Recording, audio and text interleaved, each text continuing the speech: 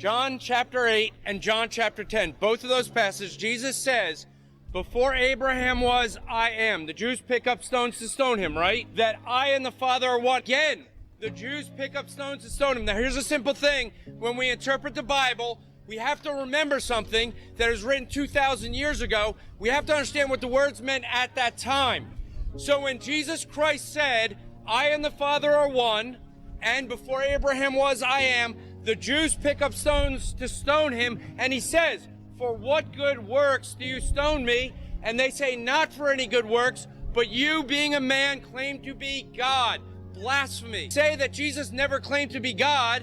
He claimed it so clearly that they wanted to stone him to death because he, being a man, claimed to be God. Now, he not only claimed it, but 48% of the gospel accounts refer to Jesus as God directly or indirectly. Every time he read someone's mind, he was doing something only God could do. He was showing he's omniscient. Every time he controlled the weather or healed someone, he said he did that of his own authority, and he showed that he has the authority that only God could have. That I was raised to believe Jesus Christ is Hitler's God. I was raised a generation after the Holocaust as a Levite of the family of Levi as a Jew. I did not believe in Jesus. I wasn't raised to believe in Jesus. In fact, I was raised to hate Jesus. Okay? Jesus Christ, for me, as a Jew, represented the Holocaust, the Inquisitions, and the Crusades. We blamed everything on Jesus. So God can pay, because he's an eternal being, by the nature of Jesus being fully God, he can pay the fine for all of eternity. But he had to also be a man, never violating the law, to pay for men. Okay, that's what makes Jesus Christ unique.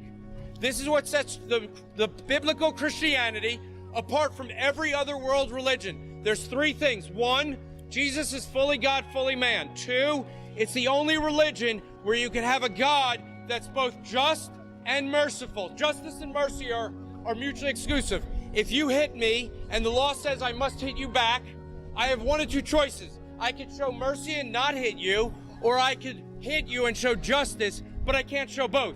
Because if I try to hit you lightly, it's not justice and it's not mercy, right?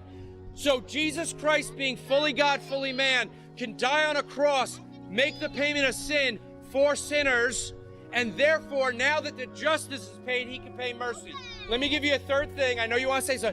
Third reason what makes biblical Christianity unique is this. Only within biblical Christianity do you have a religion that's divine. Let me explain this in 1 second. There is an objective way to know any man-made religion versus a divine religion. Men always add their own effort to getting right with God. This is an essential thing, because every world religion, if you look at the Jehovah's Witnesses over there, they add works. You look at the Muslims, they add works.